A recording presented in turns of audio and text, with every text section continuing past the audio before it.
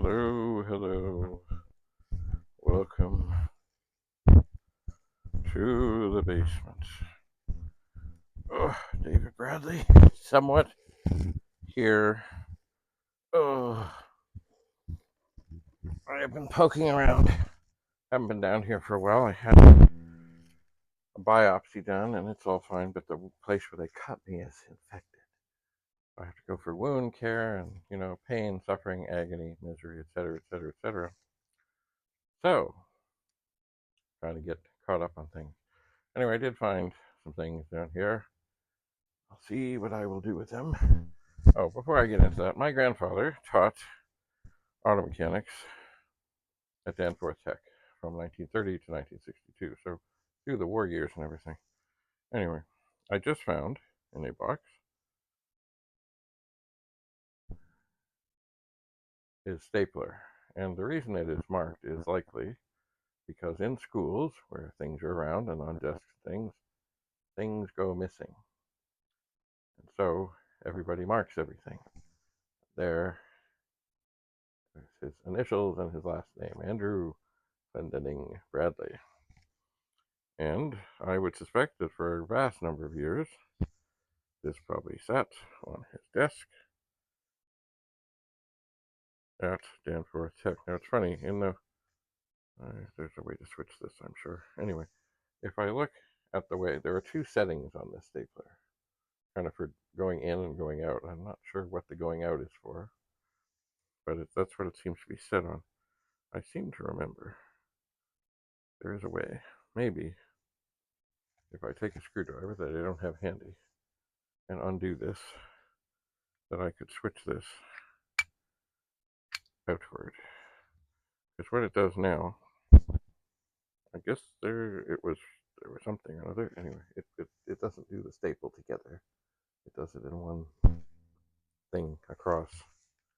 But I guess that was what was called for at the time, or whatever they were doing, or he was doing.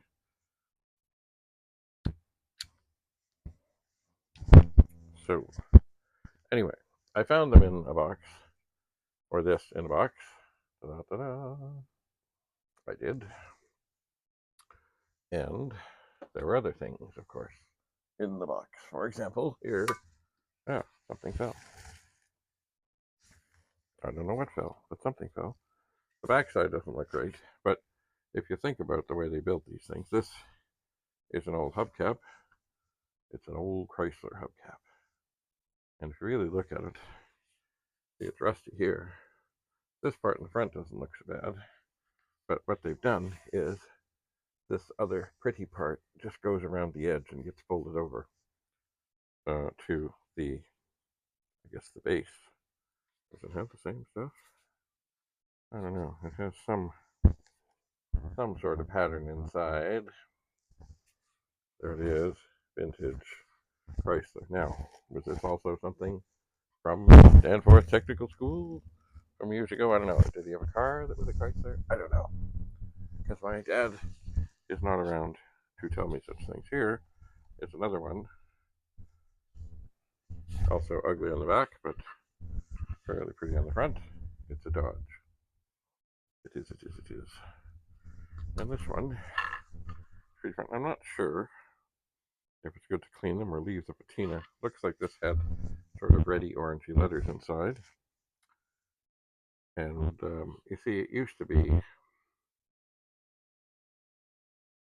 like, now we have wheel covers. They go right around the edge, the outside. But hubcaps went over the hub.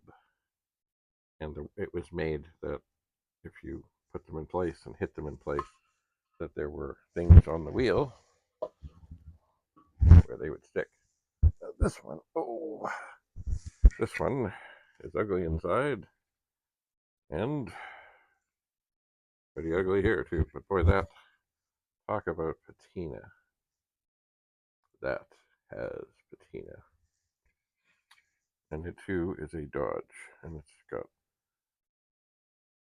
well, it's been hit by something, got a big dent, and it is ugly. Also, it has here like a like a big smile, like something. Oh, here's the dent. That's pretty, like, beastly dent. Same kind of thing where they had a base thing and then they put this over the top and folded it over. But boy, this is vintage. Talk about, you could, well, no. You know what? Movie people can do anything. If they had a brand new one of these, a good movie person who is supposed to make something look like this could do it. Much easier to have one start like this. Now, these would be good, like garage hangers, wall hangers, man cave hangers, stuff like that. Vintage. From what year? I don't know. What size? I don't know. They all look similar in size. They do. But of course, we don't use them anymore. But they were used on older cars. My old Harley server car also had. They called them the baby moons. They were round and shiny things. They didn't say Harley or anything on them, and they went over in much the same way, sort of where the wheel came out and up to let you go. They just went on, and they were good for taking pictures with because they were very circular and shiny and lovely, lovely, lovely. Anyway, I will look for more things. What I really need to do, I need to start moving some things out of here that I have gathered here, including the record player and the speaker experiments and other things, so that I can get other things sort of settled into other places and other things gone. And I have been starting to get some things gone, but we're not there yet. I have been distracted by pain and suffering of a physical and mental nature. Anyway, perhaps one day I'll tell you more about that. There we go. Microphone's still on. All right. Well, let's say I'll see about this screwdriver. See if I can get this switched around to a more traditional setting on the stapler. There does seem to be. Oh, wait a second. I thought this springy thing might let. Oh, maybe it will. Let me push this up and twist it. Maybe. Maybe. And maybe not. Nope, I think I gotta find a screwdriver. So, I'll try and do that. And just think this stapler could be, I don't know, but certainly he started in 1930 there. Could be almost 100 years old, and it still works just fine. Just fine.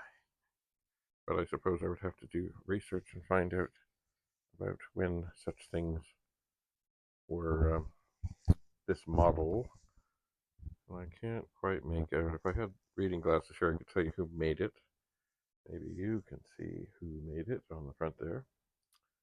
Anyway, I will keep this close and sacred, and maybe I'll look for a screwdriver. Thanks for coming to the basement.